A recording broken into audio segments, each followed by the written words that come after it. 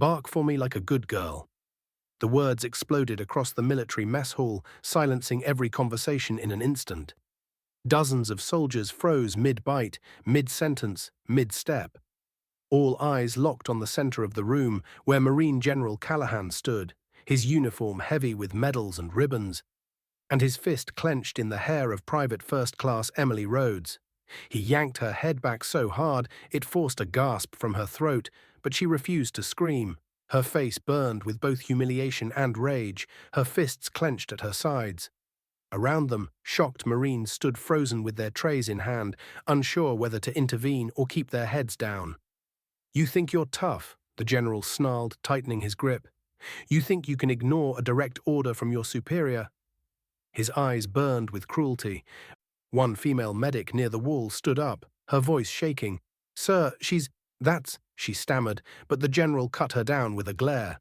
"Sit down, Corporal, unless you'd like to join her." The mess hall went dead silent.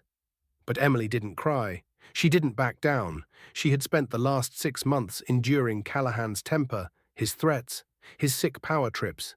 He was feared by everyone, not respected, feared. His philosophy was simple: break them down, humiliate them, and call it training. Everyone knew it. No one dared say it. But today something cracked. As he leaned in, trying to make her beg, she met his eyes with steady defiance and spoke just one word through clenched teeth. "Let go." The general smirked. "Make me."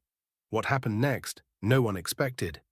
With a burst of speed and precision drilled into her by hours of combat training, Emily twisted her body, locked onto his wrist, and slammed her elbow backward into the soft nerve near his forearm. His grip faltered instantly. She yanked free, spun, and dropped into a ready stance, eyes burning.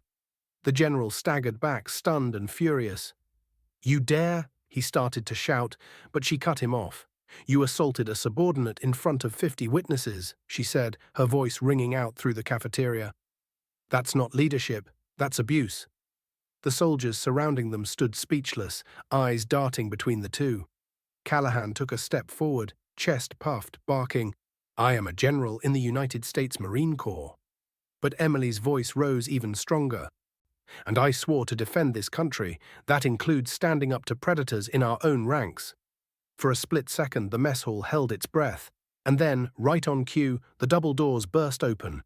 2 military police officers stormed in, flanking a stern-faced base colonel and a civilian inspector. "Stand down, General," the colonel said coldly. "You're relieved." Callahan's eyes widened. "What the hell is this?" The inspector raised a phone. "Livestream. One of your soldiers recorded everything. It's already being reviewed by JAG." The general turned and saw the truth for himself. Soldiers holding phones at their sides, all silently filming the moment justice finally arrived. Emily didn't move. She didn't smile. She didn't gloat. She simply stood there, steady, grounded, unafraid, not because she was fearless, but because she had finally had enough. As the MPs escorted the stunned general out, the room erupted. First a slow clap, then louder, then the entire mess hall stood and applauded.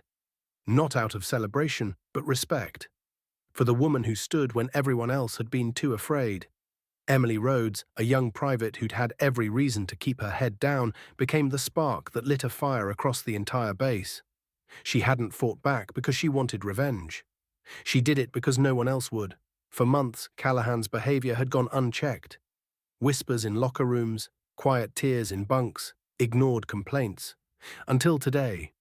Today, one voice rose above silence, and it changed everything. Because real power isn't in the stars on your collar, it's in the courage to do what's right when it costs you everything. Emily risked her reputation, her rank, and even her safety. But in return, she earned the respect of an entire base and inspired a wave of accountability that couldn't be stopped. That day, justice didn't come from the top down. It rose from the bottom up, from one soldier's refusal to be broken. Before we end this story, let us know in the comment where are you watching from. If this story moved you, don't forget to like this video, leave a comment, and subscribe for more powerful stories like this one. You never know. The next one might just change your life.